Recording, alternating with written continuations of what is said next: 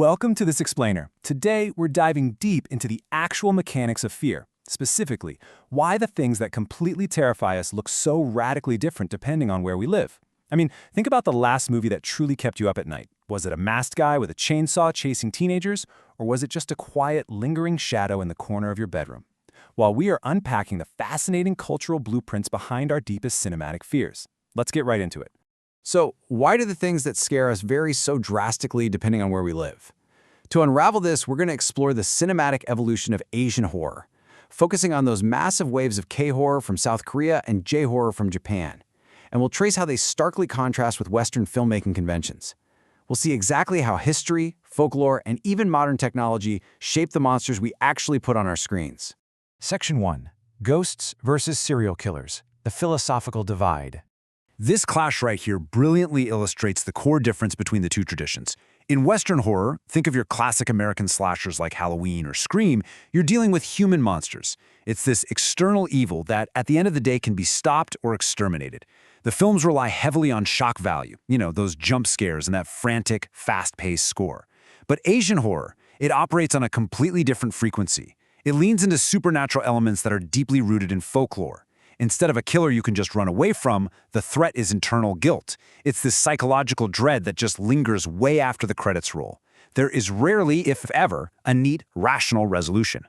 The acclaimed director Kim Ji-woon perfectly captures this sentiment. He basically points out that while Western films often deal with an alien invader, like the fear of the other, Asian films build terror right out of a character's own internal guilt and trauma. His 2003 masterpiece, A Tale of Two Sisters, is a prime example of this. The horror doesn't just stalk the characters from the outside. No, it literally manifests from their own unresolved grief and fractured psyches. And this whole idea of an inescapable internal haunting is echoed by Koji Suzuki, the brilliant mind behind Ringu. He explains that Asian storytelling often just accepts that evil and spirits can't simply be eradicated with a weapon. In the West, the goal is extermination. But in Asian cinema, the terrifying reality is coexistence. Think about the curse of the videotape in Ringu. It's not something you can just shoot or stab, right? It represents a persistent evil that crosses the boundary between the living and the dead. Section 2. Roots in tragic folklore, building the golden age. Okay, so to really understand these modern scares, we have to look back.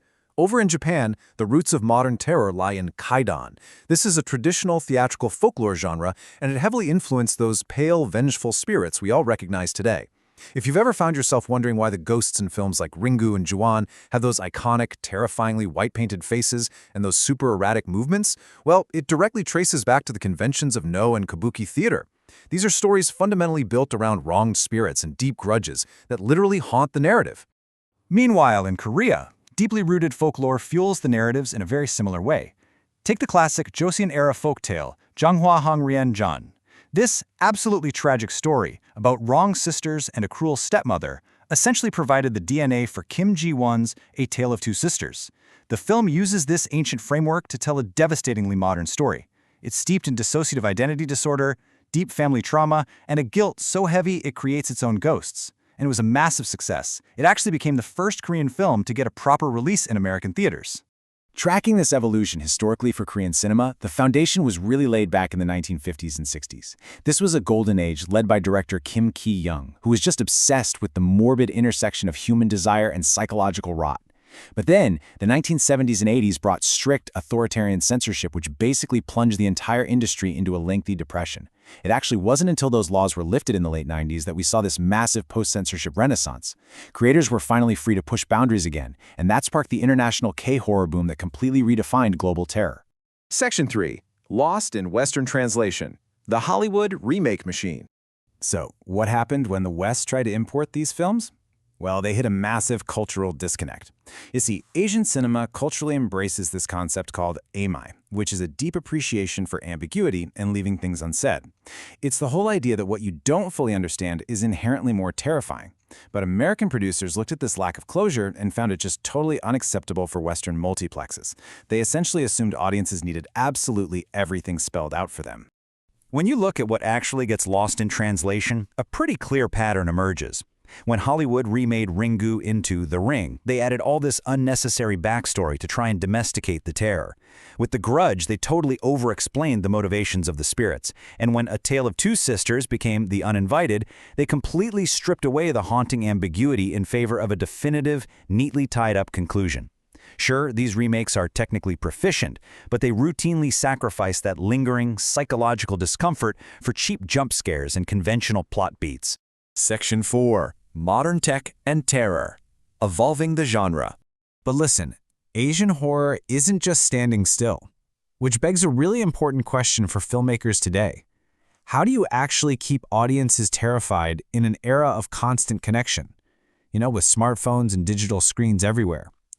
How on earth do you make ghosts scary when literally everyone has a camera in their pocket? Well, the 2018 Korean hit Ganjeom Haunted Asylum answered this brilliantly. Instead of fighting technology, they weaponized it. The film traps viewers in this frantic, real-time, multi-camera livestream. By using GoPro perspectives, they completely subverted the tired found footage trope and turned it into a live viewing experience. You aren't just watching a tape from the past, you feel like you're streaming their demise in real time. It completely proved that by tapping into our modern tech addiction, even simple practical effects and old haunted house cliches become claustrophobic and terrifying all over again. And beyond found footage, contemporary K-horror is proving its incredible versatility.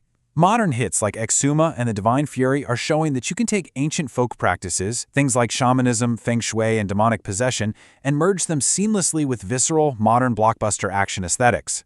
It is truly impressive to watch. You get all the deep spiritual weight of traditional Asian horror, but it's delivered with the intense, pulse-pounding scale of a modern thriller.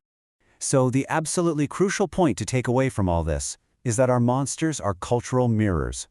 Whether you're terrified by the unstoppable physical slasher trying to break down your front door, or the quiet, lingering guilt manifesting as a spirit in your closet, the horror you connect with reveals exactly who you are and what your culture values.